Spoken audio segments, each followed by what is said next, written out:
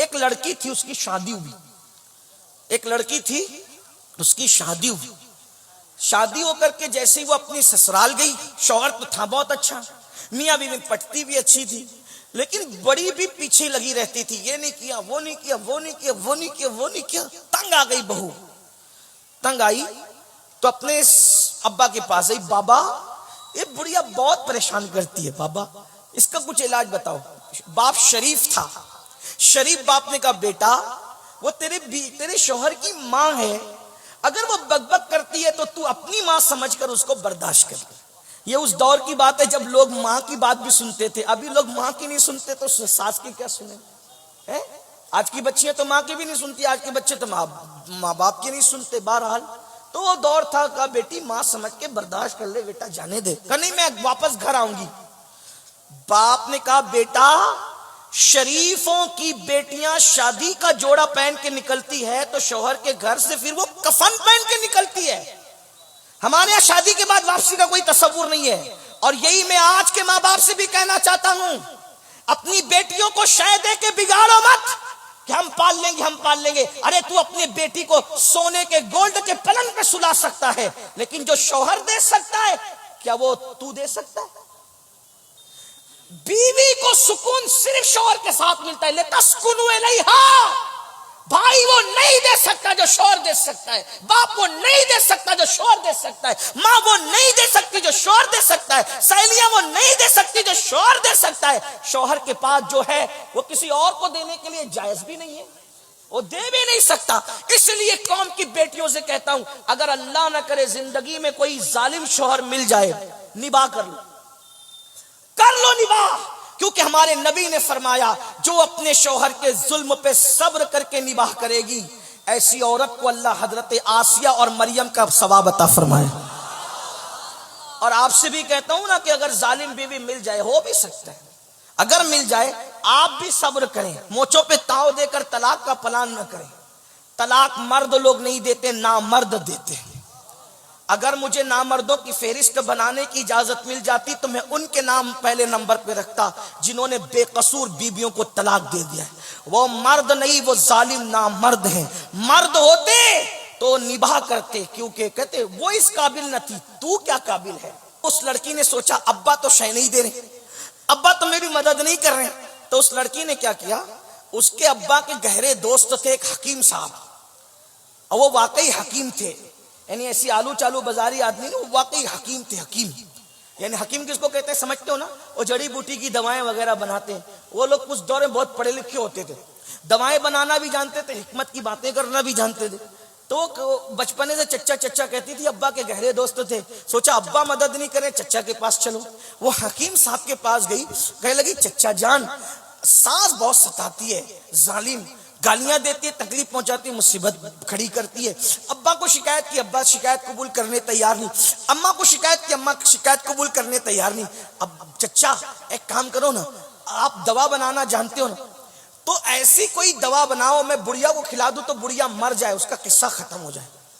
حکیم صاحب واقعی حکیم نے کہا ہاں صحیح کہا بیٹی، بہت صحیح بات، لیکن تیرا روز اس سے جھگڑا ہوتا ہے، تیری ساس، اگر بڑھیا اچانک مرے گی تو لوگوں کو شک ہوگا نا کہ بہو نے مار ڈالا۔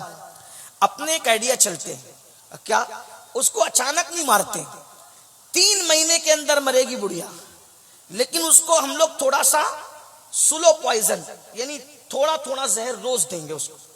3 مہینے کی میں پڑیا بنا دیتا ہوں، کھانے میں زہر دینا، لیکن لڑنا مت ورنہ پھر شک ہوگا کہ بہو نے مارا۔ تو کرنا کیا، کہا 3 مہینے تک تجھے صبر کرنا ہے۔ تو کہا کیا، کہا کہ بڑھیا کے پیر دبانا، اس کے سر میں تیل ڈالنا، کنگھی کرنا، اس کے کپڑے دھلنا، اس کو کھانا کھلانا، اتنا پیار کی ایکٹنگ کر کہ ایسا لگے کہ تو اس کی بیٹی ہے۔ تو ہوگا کیا، جب وہ مر جائے گی زہر سے تو تجھے تیرے اوپر کسی کو شک بھی نہیں آئے گا کہ تو نے مارا ہے۔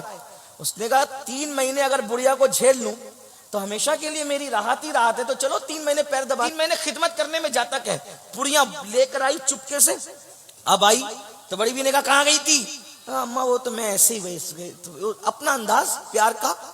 اب وہ گالی دے رہی ہے، چھپ ہے، امی میں کھانا دوں تمہیں، چل جا یہاں سے نکل، بدماش کہیں کی۔ جو بھی ہوا ہوگا، جیسا بھی ہوا ہوگا، جیسے آپ سنتے دیکھتے رہتے ہیں۔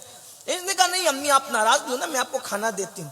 ایک بات یاد رکھنا میرے عزیز، کتے کو بھی پیار دو نا تو کتا بھی دم ہلانے لگتا ہے، بکری کو بھی سہلاؤ نا تو بکری اور گائے بھی گردن جھکا دیتی ہے۔ پیار میں وہ اثر ہے، پیار میں وہ تاثیر ہے۔ پتھر بھی موم ہوتا ہے، کتے بھی زیر ہوتے ہیں، جانور بھی سر جھکاتے ہیں۔ آپ کبھی کسی جانور کے ہاتھ بدن پہ ہاتھ پھیر کے دیکھنا پیار سے، نہ گردن جھکائے تو پھر کہنا، فطرت ہے۔ محبت کی تاثیر، محبت بڑی پر اثر ہے، محبت میں بڑی تاثیر ہے۔ جو مہم ہتھیاروں سے سر نہیں ہوتی وہ محبتوں سے سر ہو جاتی ہے۔ ایک دن گزرا، اس نے وہ پڑیا کھانے میں ملا دی، ناشتے میں کھانے میں ملا کر بڑیا کو دیا، پیر دبا رہی ہیں، سر دبا رہی ہیں، کپڑے پیش کر رہی ہے۔ بڑیا سوچ رہی ہے یہ اتنے موڈ میں آج کیسے ہے، یہ بدماش ہمیشہ ستاتی رہتی ہے، منہ چلاتی رہتی ہے، اور یہ آج بڑی خدمت کر رہی ہے۔ سوچا ہو سکتا ہے کوئی بات ہو۔ دوسرا دن پھر وہی، تیسرا دن پھر وہی۔ بہو کے دماغ میں چل رہا ہے 3 مہینے خدمت کرو، ہمیشہ کے لیے چھٹی پاؤ۔ جیسے ہی 8-10 دن گزرے، اب یہ پیار دینے والی بہو پیار دے رہی، تو بڑھیا نے سوچا یا اللہ میری بہو مجھے اتنا پیار دے رہی، میں وہی کم وقت دل میں اس کا کینہ لے کے بیٹھی۔ تو بڑھیا نے بھی سوچا جب بہو بدل گئی تو مجھے بھی بدل جانا چاہیے۔ اب وہ دونوں میں پیار ہو گیا، جھگڑا ختم ہو گیا، محبت ختم ہو گئی۔ 8-10 دن میں یہ ہوا تو بہو جو ہے وہ ساس کو ماں کی طرح لگنے لگی، اور بہو ساس جو ہے وہ بہو جو ہے وہ ساس کو بیٹی کی طرح دکھنے لگی۔ اب وہ ساس بہو ایک دوسرے کے بغیر رہ نہیں رہے، ادھر محبت ہوئی تو ادھر بھی محبت ہو گئی۔ اب بیٹی بیٹی بیٹی کہہ کے پکارتی ہے، گھر کا ماحول بدل گیا، جھگڑا ختم ہو گیا، یہ ہو گیا وہ ہو گیا، یہ بھی اس کے بغیر نہیں، وہ بھی اس کے بغیر نہیں۔ اس کو اچانک خیال ہے ارے بڑھیا تو 3 مہینے بعد مر جائے گی، میری اتنی اچھی ساس 3 مہینے بعد مر جائے گی۔ 15 دن کے بعد روتے دھوتے پہنچی، چچا وہ جو ہم نے 15 پڑیاں تو کھلا دی اس کو، اور وہ مر جائے گی، تم نے 3 مہینے کے لیے کہا تھا۔